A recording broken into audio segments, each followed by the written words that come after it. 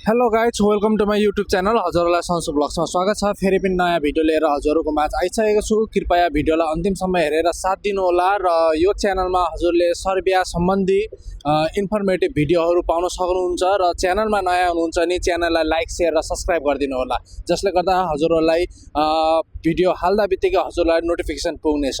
आजको भिडियो हजुरहरूलाई एकदम युजफुल हुनसक्छ, त्यही भएर राम्रोसँग ध्यान दिएर सुन्नुहोला। र आज म भिडियो एकदम प्रोफेसनल जब्सको बारेमा भन्न गइरहेको छु, जुन कि एक्सपिरियन्स वर्करहरूको लागि हो हैन।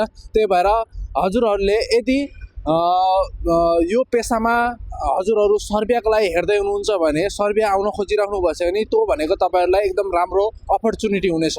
र हजुरहरू यसमा के छ भने आज म वेल्डर जबको बारेमा हजुरहरूलाई इन्फर्मेसन दिन गइरहेको छु र धेरैले कमेन्ट पनि गरिराख्नु भएको थियो वेल्डरको बारेमा एउटा भिडियो बनाउनु न, इन्फर्मेसन प्रोभाइड गर्नु न भनेर भनिराख्नु भएको थियो। त्यो कारणले गर्दाखेरि हजुरहरूलाई म वेल्डरको जबको बारेमा के कस्तो छ, खाना बस्न कम्पनीको के कस्तो छ, स्यालेरी कस्तो छ, त्यो बारेमा भन्न गइरहेको छु। वेल्डर जबमा आउँदाखेरि चाहिँ यहाँ चाहिँ स्कोप राम्रो छ है त। यदि तपाईँ नेपालमा वेल्डर जब गरेर एक्सपिरियन्स वर्कर हुनुहुन्छ भने तपाईको एक्सपिरियन्स वर्करहरूले तपाईको स्यालेरी भनेको नर्मली पनि 900 देखि 1000 युरो कमाउन सक्नुहुन्छ। र चाहिँ भर्खर सिक्नुभएको छ, हल्का काम जान्नुभएको छ, तपाईको अनुसारले हेर्ने हो भने चाहिँ नर्मली चाहिँ हेर्ने हो भने 800 बेसिक भनेको तपाईको नर्मली 800 युरो चाहिँ हुन्छ हैन। अब तपाईको एक्सपिरियन्स छ, त्यो अनुसारले काम राम्रोसँग जानेको छ, एक्सपिरियन्स हुनुहुन्छ भने 1000 युरोसम्म तपाईले कमाउन सक्नुहुन्छ। र चाहिँ ड्युटी आवर रहेको हुन्छ 8 घण्टा, बेसिक भनेको 8 घण्टा हुन्छ र डिपेन्ड गर्छ कि तपाईले त्योभन्दा धेरै काम गर्नुभयो भने तपाईहरुले त्यही अनुसारको ओभरटाइमहरू पाउन सक्नुहुन्छ। र हप्तामा तपाईको 2 दिन छुट्टी रहेको हुन्छ। फुड एन्ड एकोमोडेसन कम्पनीले प्रोभाइड गर्छ।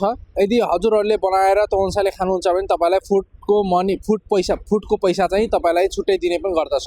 र चाहिँ यो नर्मल्ली चाहिँ बेसिक कुरा रहेको छ वेल्डर जबरमा। यदि तपाईको कम्पनी राम्रो छ, त्यो अनुसारले छ भने तपाईको ओभरटाइमको पनि चलिरहेको हुन्छ। ओभरटाइम यदि तपाईले गर्न चाहनुभयो भने चाहिँ तपाईले ओभरटाइम पनि गर्न सक्नुहुन्छ।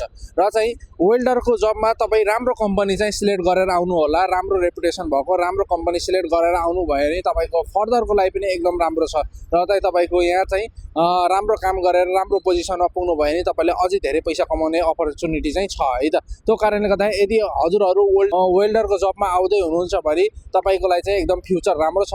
हजुरहरूले पछि गएर फ्यामिलीहरूलाई पनि बनाउन इजिली सक्नुहुन्छ र चाहिँ त्यसले एकदम हेल्प गर्छ। तपाईको स्यालेरी राम्रो हुँदा बित्तिकै तपाईको चाहिँ फ्यामिलीहरूलाई बोलाउन चाहिँ एकदम अपर्च्युनिटी एकदम राम्रो हुन्छ हैन। त्यो अनुसारले फ्यामिलीलाई बोलाएर पनि तपाईले फेरि काम गर्न सक्नुहुन्छ। वाइफलाई बोलाउनु भयो भने त्यो अनुसारले अझै राम्रो पैसा कमाउन सक्नुहुन्छ हैन।